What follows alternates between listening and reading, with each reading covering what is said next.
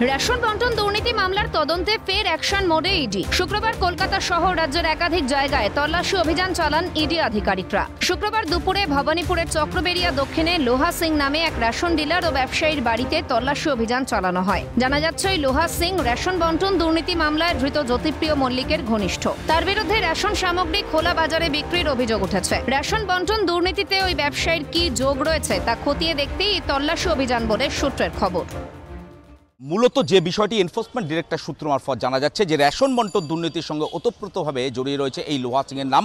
একই সঙ্গে সে একাধারে রেশন ডিলার, অন্যধারে ব্যবসায়ী, এবং শুধু তাই নয়, একই সঙ্গে জ্যোতিপ্রিয় মল্লিক ঘনিষ্ঠ বলেও কিন্তু জানা যাচ্ছে এনফোর্সমেন্ট ডিরেক্টর সূত্রে। এবং এই মুহূর্তে এনফোর্সমেন্ট ডিরেক্টরেটের আধিকারিকরা এই লোহা সিংয়ের বাড়িতে কার্যত তল্লাশি অভিযান চালাচ্ছে এবং রেশন বন্টন দুর্নীতির সঙ্গে লোহা সিংয়ের কী সম্পর্ক রয়েছে তাই খতিয়ে দেখার চেষ্টা করছেন ইডির আধিকারিকেরা।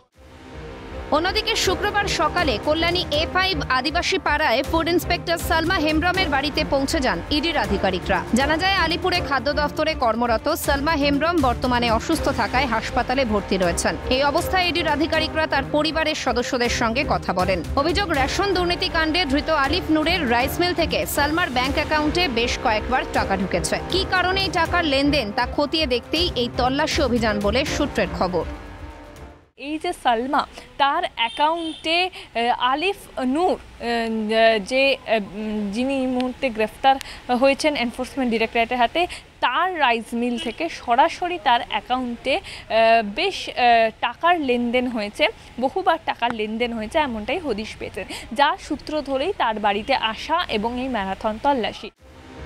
প্রায় 5.5 ঘন্টা তল্লাশি চালানোর পর একাধিক নথি বাজেয়াপ্ত করে সালমার বাড়ি থেকে বেরিয়ে যান ইডি আধিকারিকরা। এদিকে রেশন বন্টন দুর্নীতি মামলায় আগামী মঙ্গলবার সালমা হেমব্রমকে তলব কেন্দ্রীয় তদন্তকারী সংস্থার। ওদিন সকাল 11টার মধ্যে তাকে সিডিও কমপ্লেক্সে হাজিরার নির্দেশ দেওয়া হয়েছে বলে সূত্রের খবর। এছাড়া পশ্চিম মেদিনীপুর জেলার দাঁতন 2 নম্বর ব্লকের ধনেশ্বরপুর এলাকায় স্থানীয় চাল ব্যবসায়ী স্বদেশকান্তি বেরার বাড়িতে শুক্রবার কেন্দ্রীয় বাহিনীর জওয়ানদের নিয়ে পৌঁছে যায় ইডির 5 সদস্যের একটি টিম। সূত্রের খবর, স্বদেশকান্তি বেরা স্থানীয় চাল ব্যবসায়ী। তিনি স্থানীয় স্তরে চাল কেনাবেচা করতেন। ওই ব্যবসায়ীর বাড়ির সঙ্গে থাকা অফিস ঘরে একাধিক নথিপত্র খতিয়ে দেখেন তদন্তকারীরা। এ প্রসঙ্গে স্বদেশকান্তি বেরার এক আত্মীয়ের দাবি, এখানে রেশনের চালের কোনো ব্যবসা হয় না।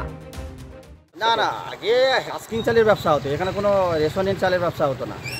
এখানে কোনো রেশন দুর্নীতি নয়, এটা হাস্কিং চালের ব্যবসা হতো। হাস্কিং চাল কিনে বর্ধমান পাঠাতো, সেই চালের ব্যবসা। এখানে কোনো রেশনের চালের ব্যবসা নেই। এখন কি চালের ব্যবসা করে? এখন চালের ব্যবসা তো করেই না, আমি জানি চালের ব্যবসা করে না, তবে আর কিভাবে কি হয় না হয়, কি ব্যবসা এখন কি করেন ওরা? এখন বাড়িতেই, এখন তো সবই তো বেকার।